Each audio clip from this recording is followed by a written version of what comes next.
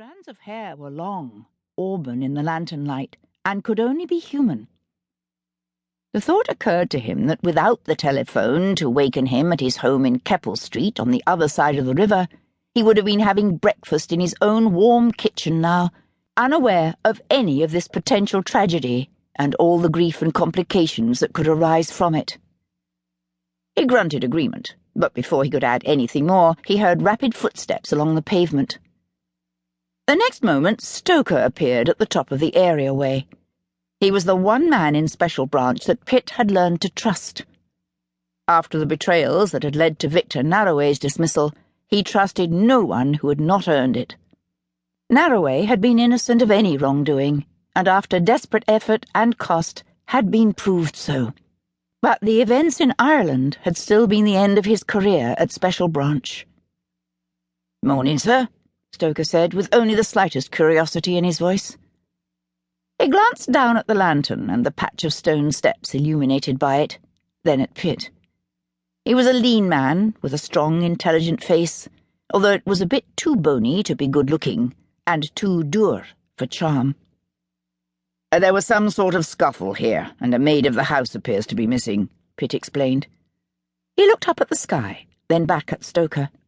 "Make a note of exactly what you see. Draw it. Then pick up a few samples in case we need them in evidence one day. Better hurry. If the rain comes, it'll wash that whole lot away. I'm going in to speak to the household." "Yes, sir. Why us, sir? A quarrel, a missing maid? What's wrong with the locals doing it?" He gave the sergeant a nod, but the question was directed at Pitt. "Householder is Dudley Kynaston, Naval Defence," Pitt replied. Stoker swore under his breath. Pitt smiled, glad not to have caught his exact words, although he probably agreed with them. He turned and knocked on the scullery door, then opened it, walking past the stored bins of vegetables and into the kitchen. Immediately the warmth wrapped around him, along with the rich aromas of food cooking. It was comfortable, everything in order. Polished copper pans hung from hooks, their sheen winking in the light.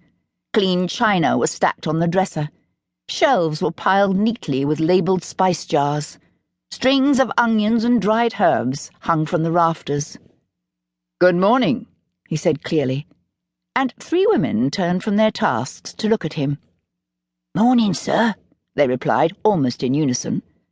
The cook was a comfortably rounded woman, at the moment holding a large wooden spoon in her hand. A maid in a starched and lace-trimmed apron was setting out tea and toast, ready to carry upstairs, and another maid was peeling potatoes.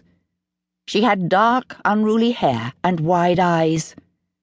As soon as he saw her, Pitt knew that she was the one who had gone outside and found the blood and glass. The sleeves of her grey dress were rolled well above her elbows, and her white apron was covered in smuts from relighting the stove. The cook regarded Pitt apprehensively, unsure where to place him in the social scale.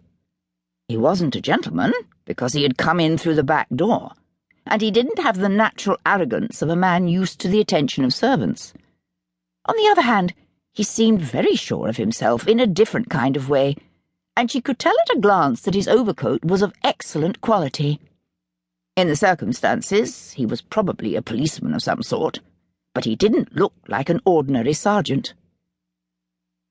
Pitt gave her a brief smile. "May I speak to your scullery maid, please? I would appreciate it if you could give me a quiet room where we will be without interruption. If you wish the housekeeper to be with her while we speak, that will be acceptable." He phrased it as a request, but it was an order, and he held her eyes long enough to be certain that she knew that. "Yes, sir," she said, her voice catching as though her mouth were dry. "Dora here can go with her." She gestured at the startled parlour-maid. "I'll take that tray up to Mrs. Kynaston. Maisie, you go with the policeman and tell him what he needs to know.